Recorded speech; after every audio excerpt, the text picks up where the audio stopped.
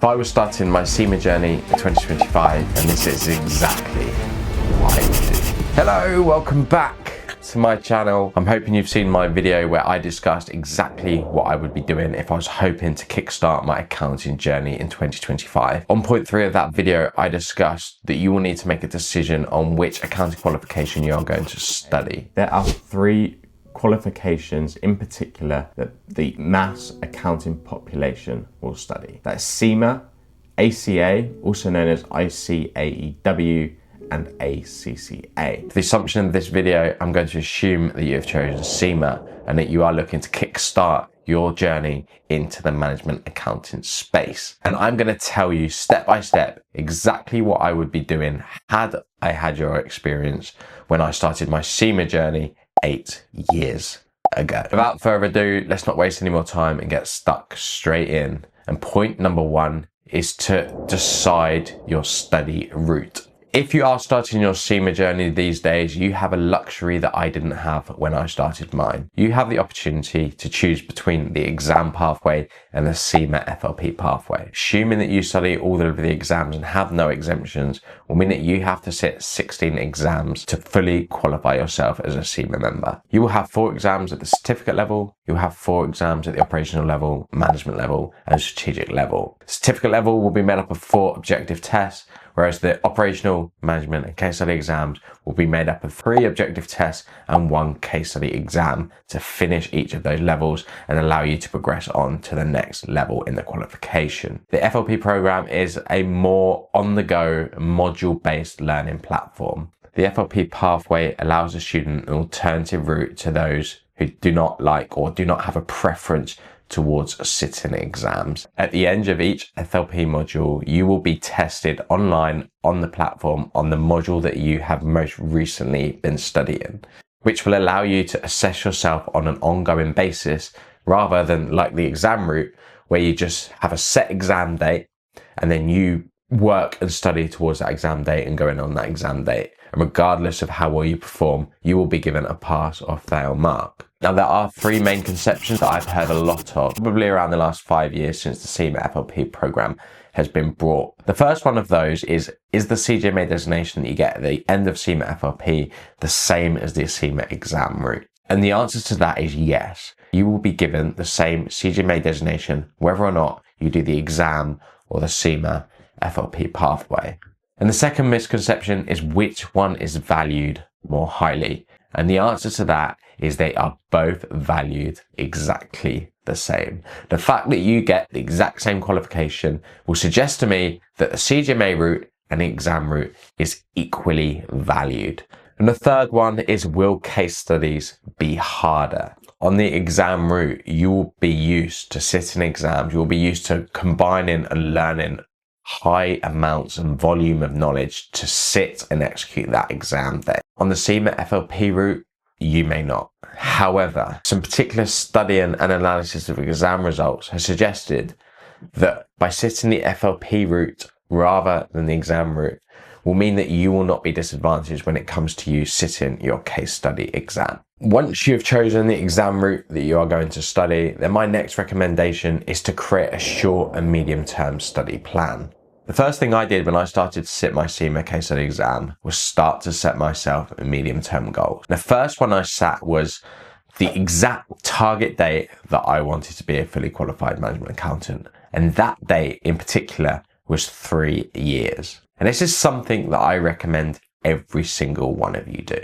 By identifying a target completion date of the strategic level, the management level, the operational level, and certificate level, it allows you to understand the rate at which you need to pass your exams. And you may be thinking that, well, I'll just sit my first exam, see how it goes, and I'll take it from there. But I can assure you now, I've had plenty of experience with people who have sat CIMA. I have seen students fly through CIMA, but equally I have seen students struggle through CIMA. One of the main reasons why I've seen this is because the best students hold themselves accountable. They set deadlines, they set targets, they allow that 3-year ambition to be converted into a week-by-week to-do list. They hold themselves accountable to every single exam and revision session that they know they need to do in order to achieve that next exam consistently for 2 to 3 years.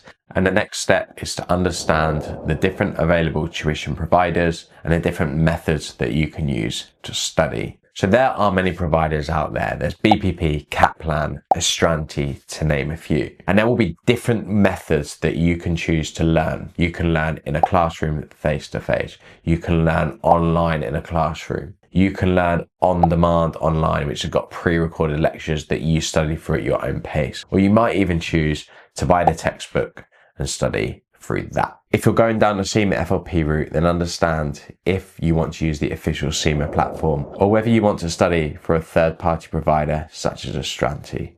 You may be somebody that likes to learn face-to-face, in person, and have that support. So face-to-face learning could be brilliant for you. So Kaplan, BPP. Myself, on the other hand, I wanted to get through the qualifications as quick as possible. I didn't want the hassle of going to a classroom and taking up time on traveling. I wanted to come home after work, sit on a laptop and study. So I decided to choose live online lessons. And I quickly realized that actually live online lessons weren't for me either. And I quickly switched on to on-demand learning. And the main reason for that is that on-demand learning can be progressed a lot quicker pace than live online and live classroom lessons. They are typically slower paced and aim for you to pass your exams within a 3-month period. But it is up to you to understand which tuition provider you want to go by. And I suspect that will be driven by your preference in which you want to study and which provider offers that. The first thing you want to do when you start any module in CIMA, if you are going down the exam route, is to book that first exam. This exam deadline will hold you accountable. If you're going down a CIMA FLP route, then you want to go and book and enroll yourself on that CIMA FLP course right away. You want to lock yourself into a particular deadline. You want to get yourself motivated. You want to begin executing the daily actions that are allowing you to meet your short and your medium term objective. The quicker you drill yourself down into that qualification and get going, the quicker that progress is going to be made. My final step is to execute and track your progress versus your short and medium term goals. How are you performing versus those goals? Are you passing your exams quicker than the rate at which you need to pass them to achieve that final objective? Understand where you're measuring versus your goals and make the corrective action that you are required to do to help you get on track to that goal and keep you motivated towards your studying journey. If you have failed one or fallen behind, then understand why that is. Are you dedicating enough time on a daily basis to help you achieve your goals? Are you partying too much? Do you need to dial that down and do you need to focus more on your exams? Only you can make that decision, but be transparent with yourself. Are you doing the best you can to allow you to hit the objectives that you've set yourself? And then my final point in this video is to study healthy. And I'll be completely honest and transparent with you.